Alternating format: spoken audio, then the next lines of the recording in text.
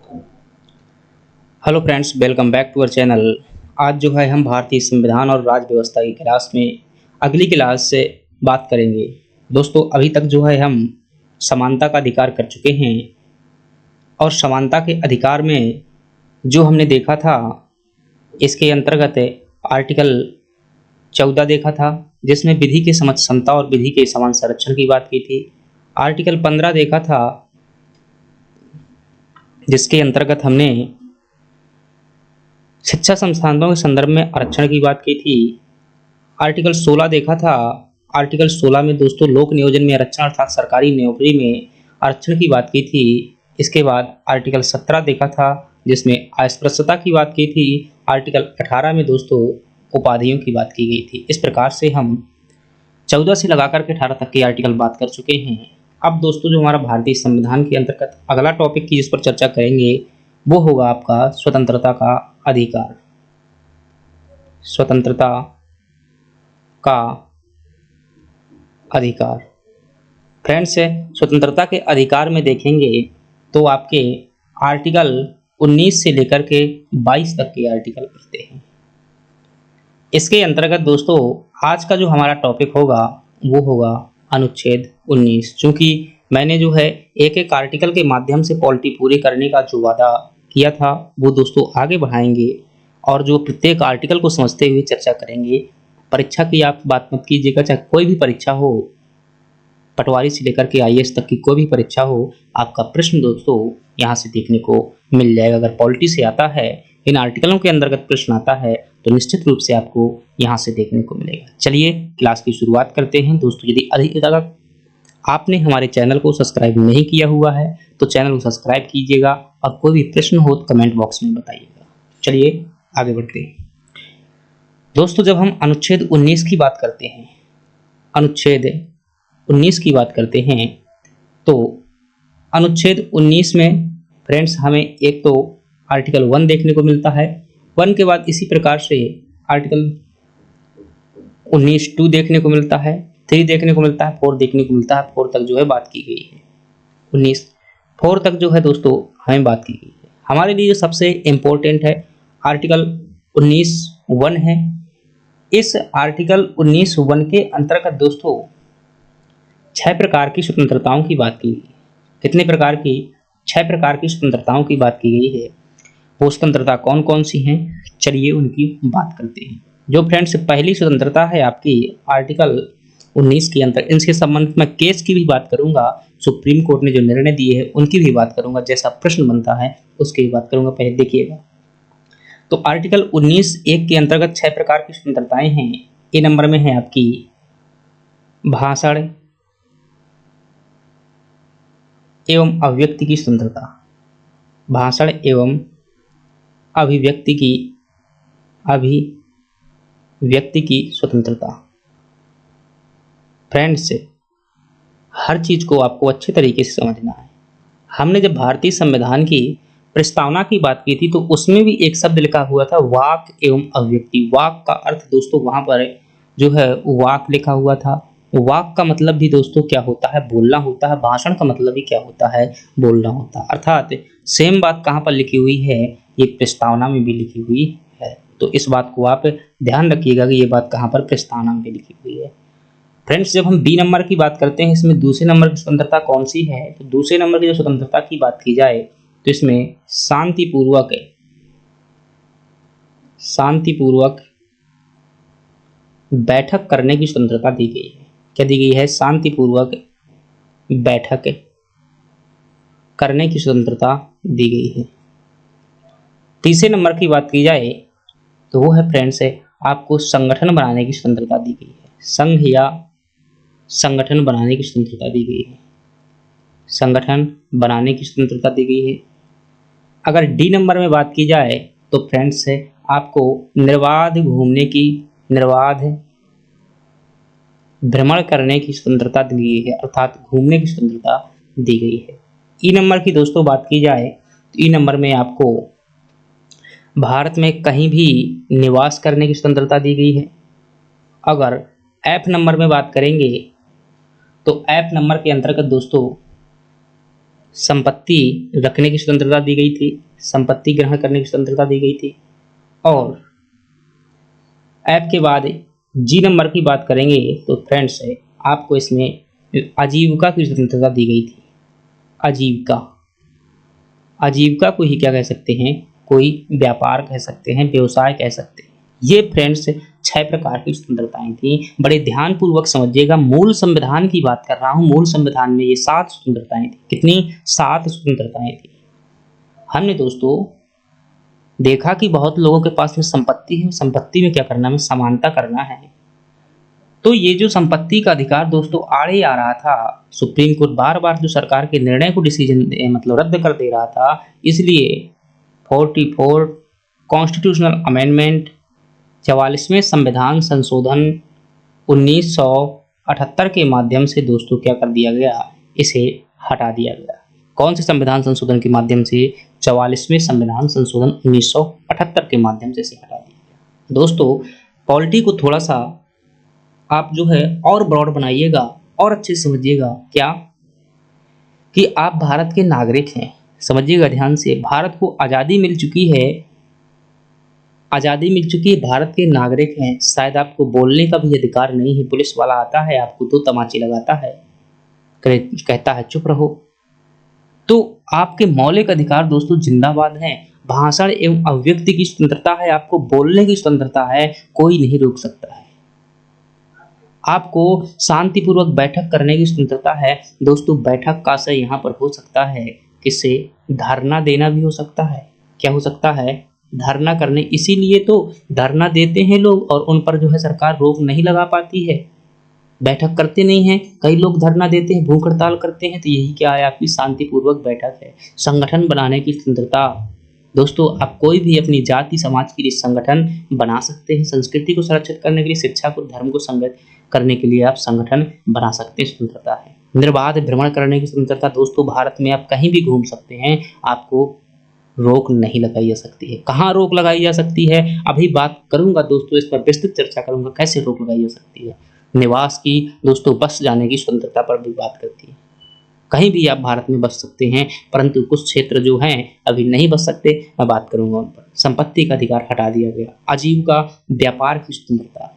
Friends आपको जीवन मिला है और जीवन चलाने के लिए कुछ ना कुछ आजीविका जरूरी है, तो वो भी आपको मिली हुई है। क्या आप जानते हैं कि सरकार जो है मांस की दुकानों पर, दारू के ठेका की दुकानों पर प्रतिबंध नहीं लगाती है? तो कहीं ना कहीं दोस्तों वह भी एक प्रकार का क्या है, व्यवसाय है, आजीविका है, और आजीविका की क्या है, स्वतंत्रता दी गई है। आप कोई भी व्यापार व्यवसाय कर सकते हैं। अब फ्रेंड्स से बड़ी ध्यानपूर्वक बातों को समझिएगा। ये जो भाषण एवं अभिव्यक्ति की स्वतंत्रता है, भाषण एवं अभिव्यक्ति की स्वतंत्रता है, सुप्रीम कोर्ट ने कई निर्णय दिए हुए हैं। वो निर्णय आपको याद करने की आवश्यकता नहीं है। प्रश्न ये पूछा जाता है कि इसके अंतर्गत कौन कौन सी बातें शामिल हैं। तो दोस्तों इसके अंतर्गत जो है प्रेस की स्वतंत्रता जो है, प्रेस की स्वतंत्रता अनुच्छेद 19 के इसी के अंतर्गत शामिल है। क्यों शामिल किए सुप्रीम कोर्ट ने? क्योंकि प्रेस के माध्यम, प्रेस का मतलब क्या होता है दोस्तों, अखबार, न्यूज़पेपर, मीडिया है, क्या है, प्रेस है। प्रेस के माध्यम से भी कई लोग क्या करते हैं, अपनी बातें रखते हैं, अर्थात वो भी एक प्रकार की अभिव्यक्ति है। वो भी अपने अंदर की मन की बात कर रहे हैं। कहाँ पर? कई लेखक लिखते हैं, तो कई विपक्षी नेता लिखते हैं, तो कई बार जनता की राय भी उसने लिखी होती है। तो वो भी क्या है, प्रेस की स्वतंत्रता, भाषण की स्वतंत्रता के अंतर्गत शामिल है। दोस्तों राष्ट्रीय ध्वज फहराना, राष्ट्रीय ध्वज फहराना, ये क्या है, यह भी आपकी भाषण एवं अभिव्यक्ति की स्वतंत्रता है। क्यों? दोस्तों सुप्रीम कोर्ट का एक केस है, नवीन जिंदल बनाम बनाम भारत संघ, ये मामला था।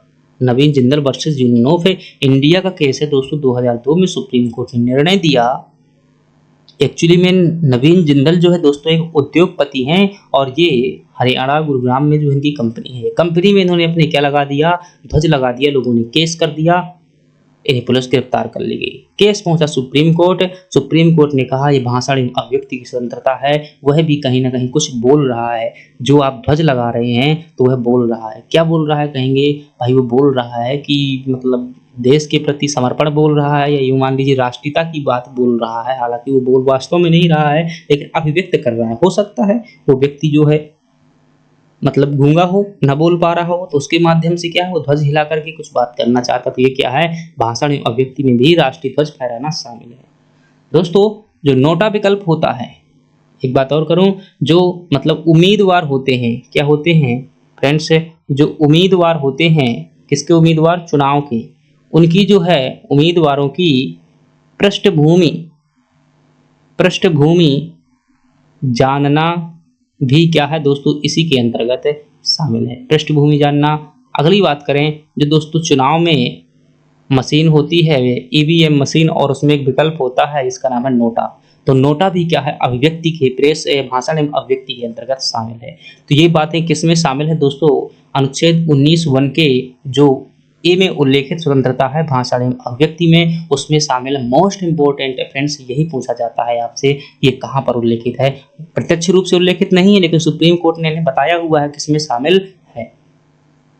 दूसरी बात करें दोस्तों, शांतिपूर्वक बैठक करने की स्वतंत्रता। अब जो है, आप हो सकता है भाई शांति से बैठे हो और आपके बगल में कोई व्यक्ति बैठा है, उससे क्या करते हैं, पढ़ रहे हैं, मान लीजिए उदाहरण लीजिए टेबल में, कभी ना कभी तो ये हरकत की ही होगी बचपन में, जब 5, 6, 8, 10 में पढ़ते थे, कि उसने क्या किया, पेन पोंछ दिया, मतलब गुच्छ दिया। अब वो व्यक्ति को क्या हो गया, दर्द हो गया। तो ये शांति, अब आप कह देंगे कि शांतिपूर्वक बैठने की स्वतंत्रता है, मैं बैठा हूँ, थोड़ा सा पेन ही तो पोंछा है, तो वो शांतिपूर्वक स्वतंत्रता नहीं होगी।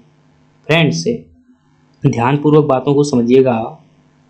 जो ये संघ बनाने की स्वतंत्रता है, संगठन बनाने की स्वतंत्रता है, भारत में एक संविधान संशोधन किया गया, और उस संविधान संशोधन का नाम था दोस्तों 97वां संविधान संशोधन। 97वां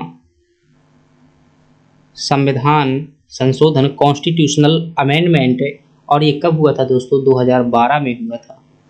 इसके माध्यम से इस संघ बनाने में एक शब्द जोड़ा गया, जिसका नाम था सहकारी संघ। सहकारी संघ। तो सहकारी संघ शब्द जो है, आर्टिकल 19 के सी पहले भाग का जो सी है, उसके अंतर्गत सहकारी संघ बनाने का जो शब्द जोड़ा गया था, कब जोड़ा गया था, 97वें संविधान संशोधन 2012 के माध्यम से जोड़ा गया था। फ्रेंड्स, अगली बात अगर की जाए, आपसे घूमने की स्वतंत्रता, निर्बाध भ्रमण की स्वतंत्रता, आप सभी जगह घूम सकते हैं, भ्रमण कर सकते हैं, परंतु जैसे कुछ प्रावधान हैं ऐसे, जैसे कि जनजातीय क्षेत्र के जो आरक्षित क्षेत्र हैं, जिनका प्रशासन अनुसूची 5-6 में आता है, वहां पर आप जाकर के जमीन ले लें और कह दें मैं यहाँ पर घर बनाकर रहना चाहता हूँ, तो उन आरक्षित क्षेत्रों में नहीं रह सकते हैं।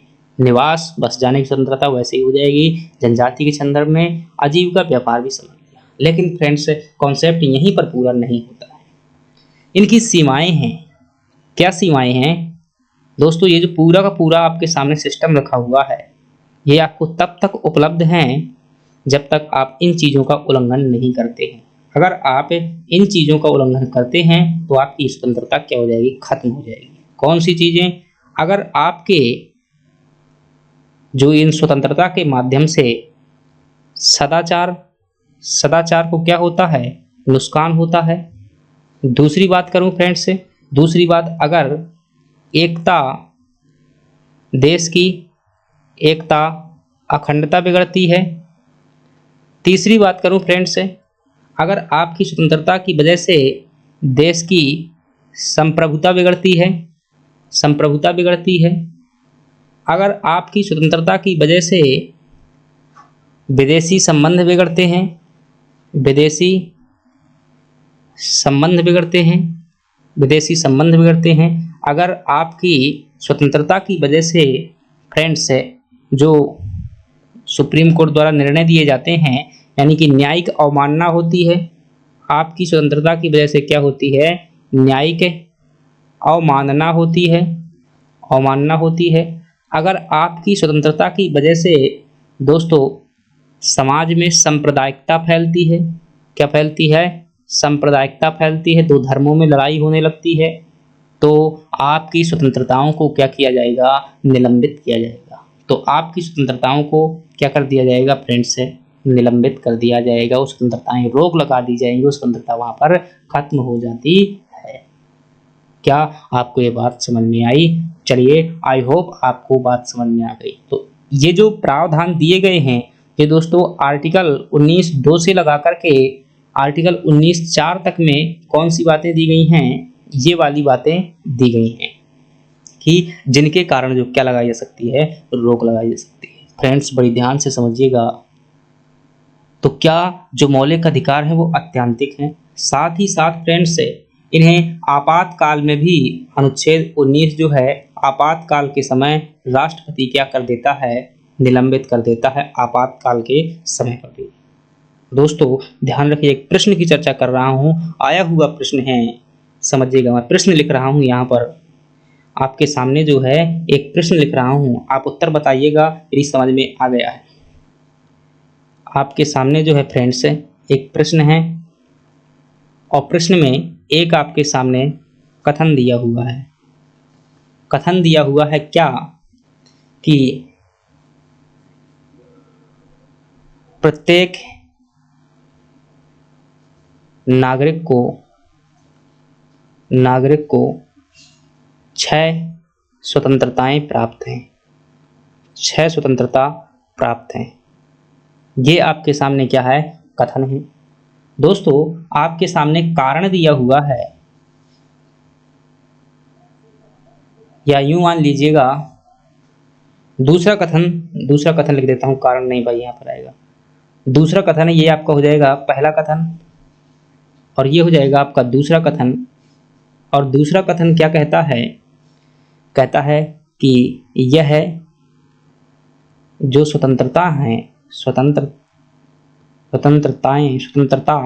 जो यह स्वतंत्रता है अत्यांतिक है। आपके सामने ऑप्शन ए है, एक सही है, ऑप्शन बी है, दूसरा सही है, ऑप्शन सी है, 1 व 2 दोनों सही है, और ऑप्शन डी है कोई नहीं। बताइएगा, कमेंट बॉक्स में इसका उत्तर बताइएगा अगर आपको समझ में आ गया है। दोस्तों अत्यांतिक का जो मतलब होता है, पूछा हुआ प्रश्न है एब्सोल्यूट होता है। क्या होता है, अत्यांतिक का मतलब जो होता है एब्सोल्यूट, और एब्सोल्यूट का मतलब होता है कि जिस पर कोई सीमा ना लगाई जा सके। क्या ना लगाई जा सके, यानी कि एब्सोल्यूट का मतलब होता है अनंत, अनंत जिसका अंत न हो, यानी कि असीमित, अनंत या असीमित होता है। लेकिन मौलिक अधिकारों की तो क्या है दोस्तों, सीमाएं हैं। क्या सीमाएं हैं, अगर सदाचार बिगड़ता है, लोक व्यवस्था बिगड़ती है, कानून व्यवस्था बिगड़ती है, न्यायिक अवमानना होती है, सांप्रदायिकता फैलती है, विदेशी संबंध बिगड़ते हैं, तो आपकी स्वतंत्रता क्या हो जाएंगी, निलंबित हो जाएंगी। तो दूसरा कथन फ्रेंड्स क्या हो जाएगा, आपका गलत हो जाएगा। अर्थात ये मौलिक अधिकार अत्यांतिक नहीं है, 6 स्वतंत्रताएं सभी को प्राप्त है, ये बात सही है। तो आपका सही ऑप्शन क्या होगा, ए होगा। तो दोस्तों इसी प्रकार से जो है पॉलिटी को आपको समझना है।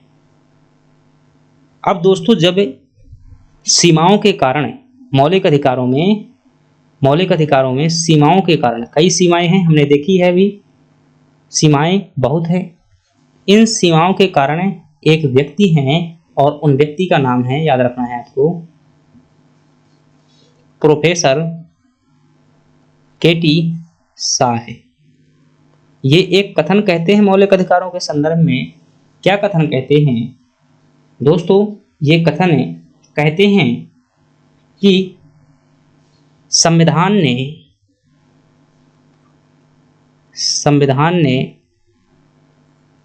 एक बाएं हाथ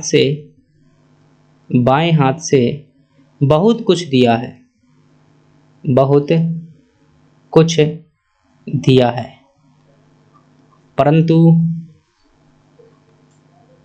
दूसरे दाएं हाथ से सब छीन